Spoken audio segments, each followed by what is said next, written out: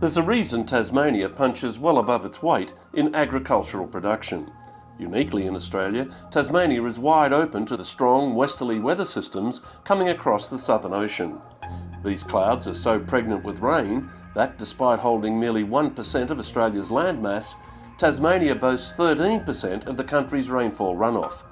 Since 2008, there's been a concerted effort to use more of that rainfall runoff in more of the state. Tasmania is the most exciting part of Australia in terms of agriculture. There's so many things happening here, and key to that is the development of irrigation in the state, which is opening up so many opportunities for our farmers. The Houston family in the Coal Valley near Hobart have certainly made the most of those opportunities. When the Craigbourne Dam was completed, the irrigation pipeline passed through their then humble dryland sheep property at Cambridge. The few sheep return was maximum of $20,000 worth of wool, compared to 25 years or 30 years later doing 35 million. Water on land has been the biggest advantage to the whole valley, not only this farm. It's now employing 175 people and producing good quality salads and lettuces for the whole of Australia, excluding Western Australia. Key to growth and innovation like this is the efficient capture and use of available water.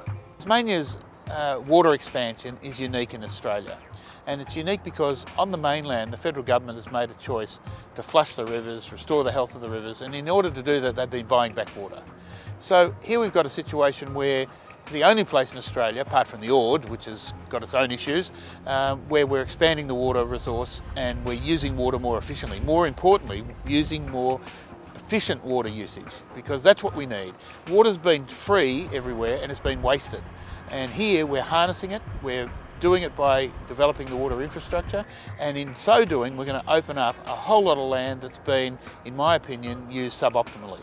Pooley's Vineyard at Richmond is another great example of how water underpins enterprise diversification and the development of new high-value industries. Water's vital for us here in Tasmania, certainly in the Coal River Valley here in the southeast of the state. Hobart's the second driest capital city in Australia behind Adelaide. So for us to be viable and produce quality premium fruit, water is paramount. Tasmanian farmers are really conscious of the importance of water.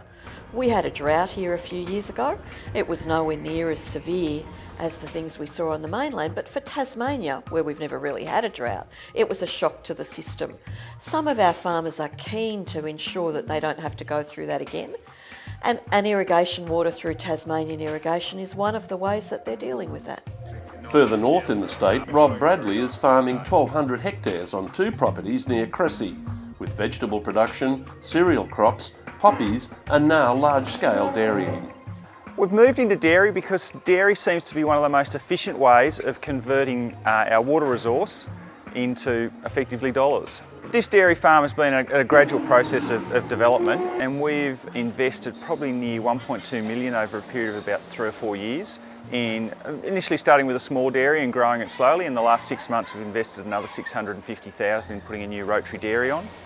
The farm initially probably employed myself and very few others. Now we're employing 5 full-time people all out of the local district. So it's important for all of the people in the region, the small towns and communities. It keeps those towns vibrant by having stable employment for the people in the towns. It means that the schools, the hospitals, all of those things are maintained in those areas. The Milford Dam will be a good example of what TI is doing to harvest the state's uneven rainfall. This new dam will store excess winter water from the nearby South Esk River until it's needed in the growing season.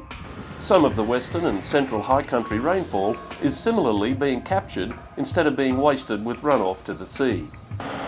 Tasmania, just add water.